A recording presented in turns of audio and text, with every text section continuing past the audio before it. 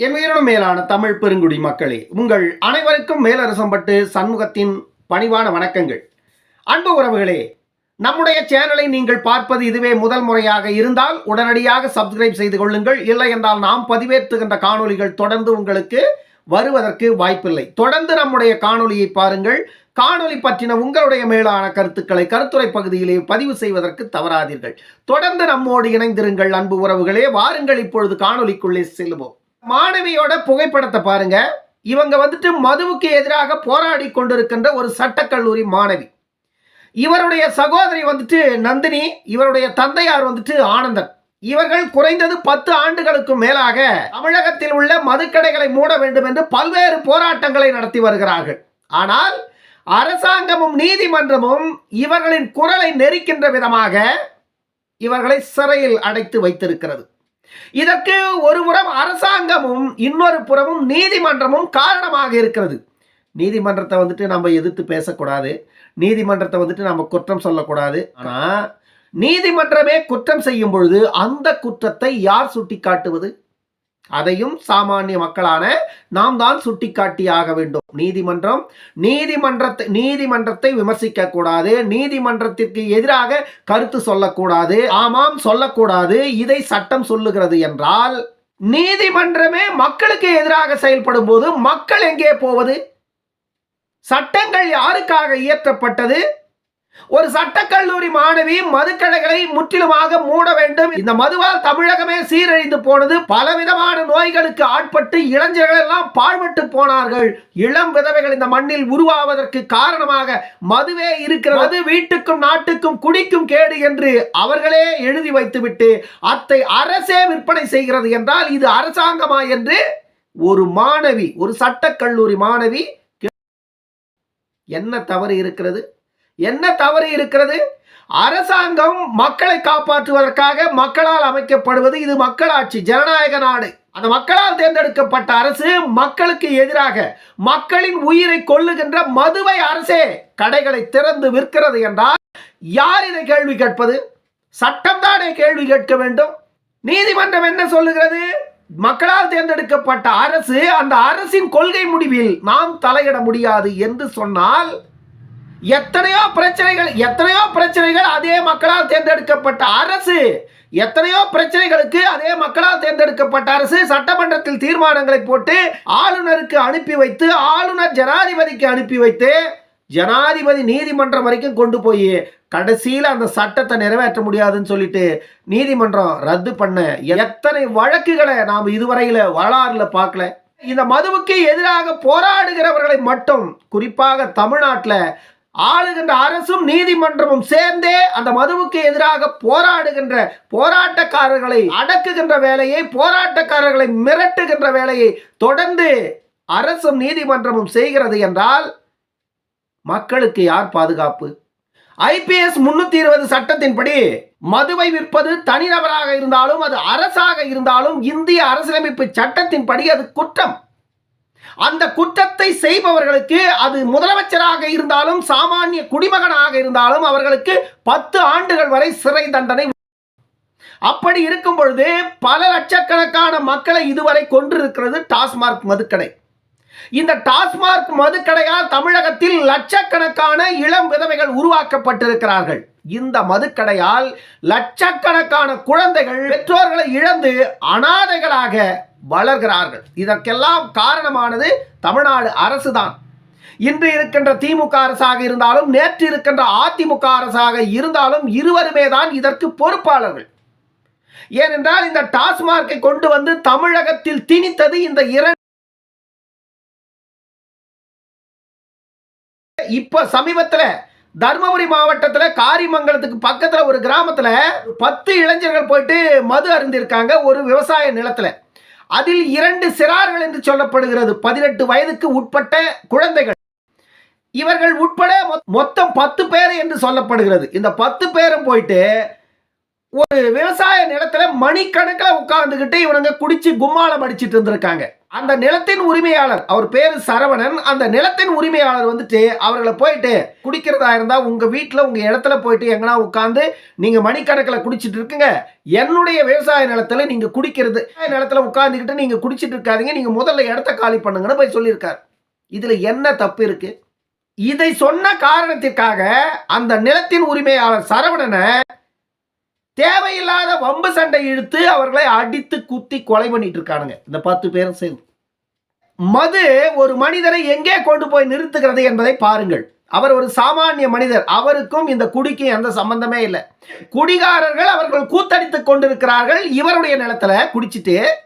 நிலத்தின் உரிமையாளர் ஒரு அப்பாவி, அவர் போயிட்டு என் நிலத்துல உட்கார்ந்துட்டு குடிக்காதீங்கடா, ஃபர்ஸ்ட் இந்த இடத்த விட்டு வெளியே போங்கடா அந்த நிலத்தின் உரிமையாளர் சொல்றாரு.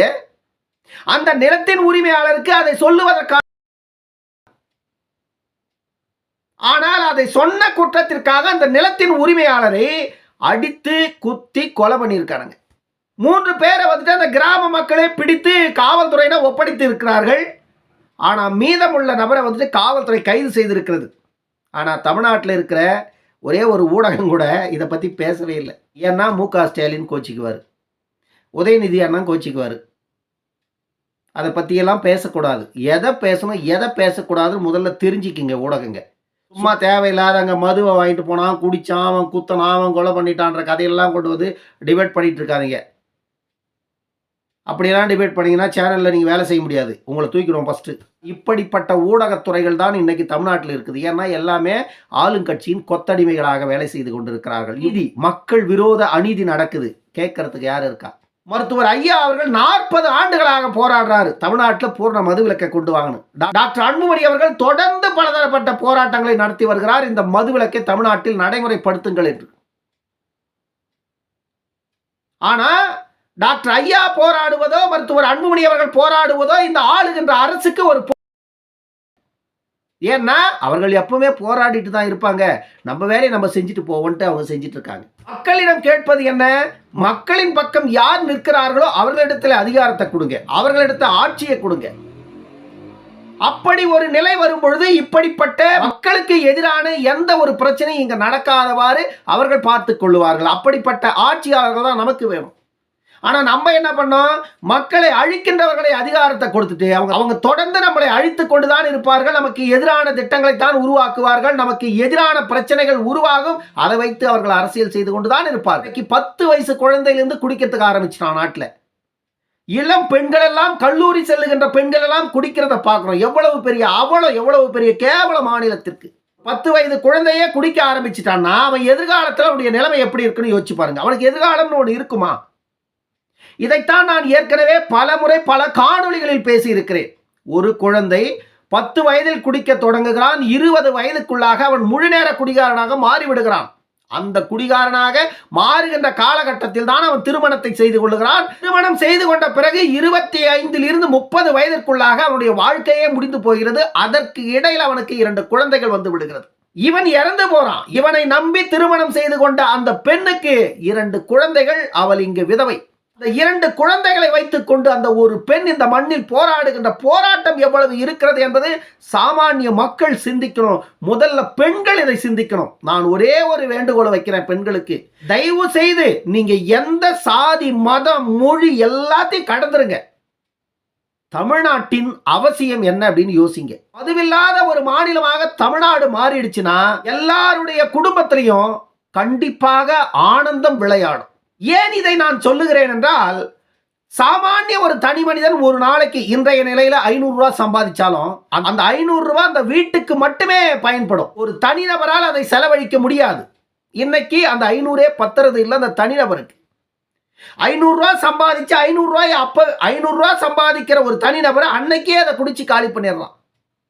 அந்த பணம் வீடு போய் சேர்றது இல்லை. மதுவில்லாத தமிழகம் இருந்தால் எந்த ஒரு கணவனும் சம்பாதிக்கிற பணத்தை வீட்டில் கொண்டு போய் கணவன் மனைவியோடு பிள்ளைகளோடு அந்த குடும்பம் சந்தோஷமாக வாழும்.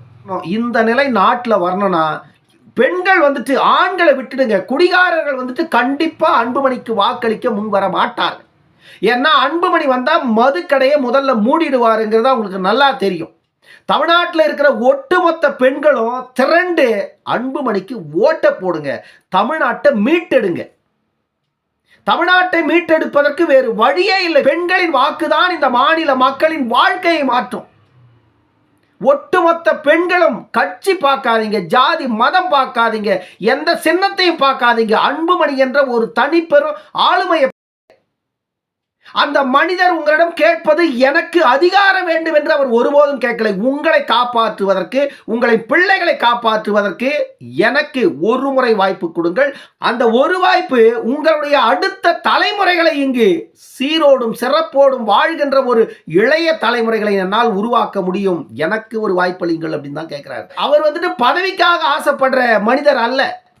ஏனென்றால் அவர் 35 வயதிலேயே உயர்ந்த பதவியெல்லாம் அனுபவித்து விட்டு வந்து விட்டார். இப்ப தமிழ்நாட்டில் இருக்கிற அரசியல்வாதிகளை போல அவர் பதவி ஆசை கொண்டவர் அல்ல. அவருக்கு பதவி ஒரு பொருட்டே இல்லை. ஏனென்றால் உலகத்தில் உயர்ந்த தலைவர்கள் எல்லாம் சந்தித்து விட்டார்.